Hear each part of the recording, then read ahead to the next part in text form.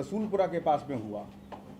ये प्योरली जो एक रोड रेज होता है, ड्रंकन लोगों में रोड के ऊपर जो लड़ाई हो जाती है छोटे मोटे तकरार पे, उस किस्म का केस है। इसमें ये सभी एक्यूज जो थे, इसमें सभी जो एक्यूज थे,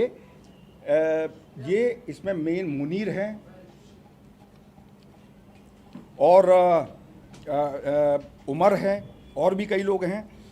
वो कृष्णा के घर पे एक दसरवाद कृष्णा है,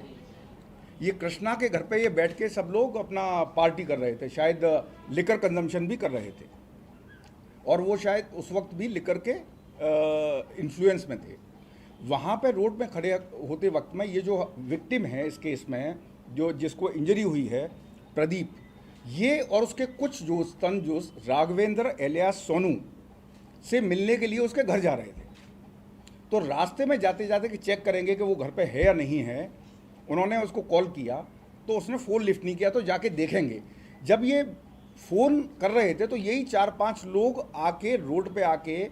थोड़े से ड्रंकन स्टेट में इन लोगों से झगड़ा करने का कोशिश की है कि यहाँ पे क्यों खड़ा है, क्यों, कौन हो तुम लोग, यहाँ क्यों खड़े हो, या हमारे एरिया में क्यों खड़े हो, उस तरीके की कुछ बात हुई। तो उन लोगों ने बताया कि हम अपने मित्र से मिलने आए हैं। उसके बाद में बाकी के कुछ लोग उसको खींच के लेके गए। लौटते वक्त में, सिर्फ 200 मीटर जाने के बाद में, लौटते वक्त में ये जो मुनीर था एक्यूज्ड, और ये जो सारी जो इनकी बैठक हो रही थी वो कृष्णा के घर पे हो रही थी।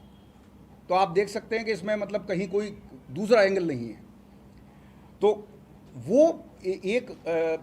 उसके पास से ले जाके एक चाकू लेके आया, और जब ये लोग रिटर्न में आ रहे थे कि हम जब पूछे कि भाई आप क्यों रुके हुए हो, तुम उल्टा जवाब दे रहे, ये करके जानबूझ के एक झगड़ा मोल लेके,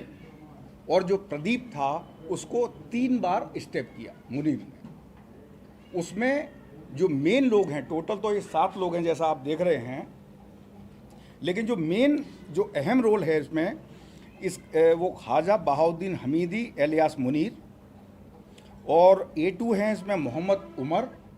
और A3 हैं डी कृष्णा। और जैसा मैंने इससे पहले बताया कि सारा जो इन लोगों का बैठक हो रहा था और जो पार्टी हो रही थी वो कृष्णा के घर पर हो रही थी। इसमें गौरतलब बात यह है कि इस इंसिडेंट से पहले एक्यूज और विक्टिम दोनों एक दूसरे को जानते नहीं थे, कभी इससे पहले आमना सामना नहीं हुआ, कोई किसी किस्म की कोई दुश्मनी नहीं थी, मतलब छोटी सी किसी बात पे भी दुश्मनी नहीं थी। तो एक जो रोड पे टकरा जाना और जो एक रोआब के ज़रिए जो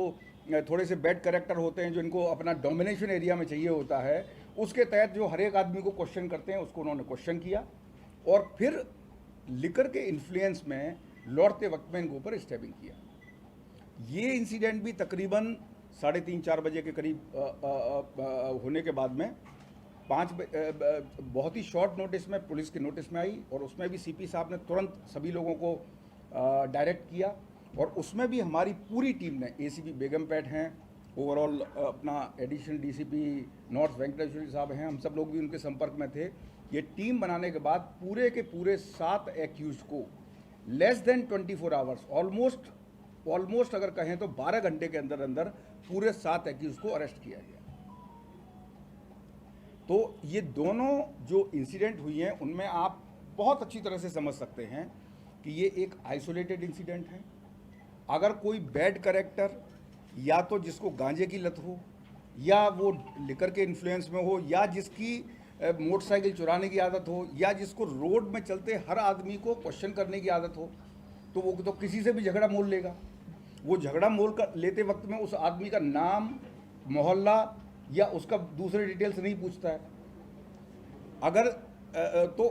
ये दोनों इंसिडेंट में आप देख सकते हैं कि इसमें बाकी कोई एंगल इन्वॉल्व नहीं था। ये जो बैड कैरेक्टर्स हैं इन्होंने एक एक्साइटेड स्टेट में, एक इन्फ्लुएंस इंटॉक्सिकेटेड स्टेट में आके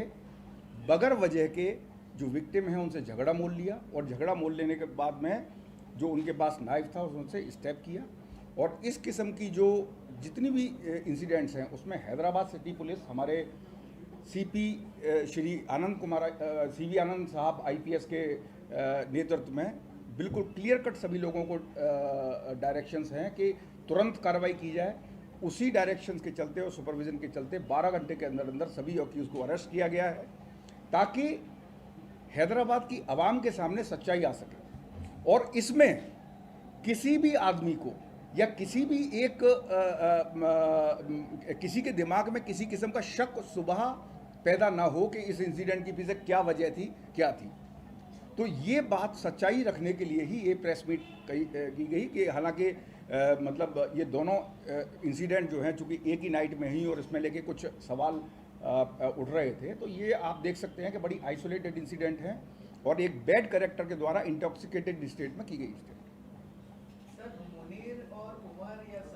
అందరికీ నమస్కారం. నిన్న ఇది నార్త్ జోన్ ఏరియాలో 2 సంఘటనలు జరిగాయి. ఆ 2 సంఘటనల్లో కూడా ఇండివిజువల్ వ్యక్తి ఒక ఐసోలేటెడ్ ఇన్సిడెంట్ మీద అప్పటికప్పుడే జరుగుతున్నటువంటి గొడవల మీద ఒకళ్ళిద్దరి మీద అటాక్ చేసి కత్తితో పొడవడం జరిగింది. ఆ ఇన్సిడెంట్ని బాగా సీరియస్గా తీసుకొని మన సిపి గారు శ్రీ సివి ఆనంద్ ఐపీఎస్ గారు అప్పటికప్పుడే లోకల్ పోలీస్కి మనందరికి కూడా డైరెక్షన్ ఇచ్చుకుంటూ గైడ్ చేసుకుంటూ విదిన్ 12 to 15 hours ఈ 2 సంఘటన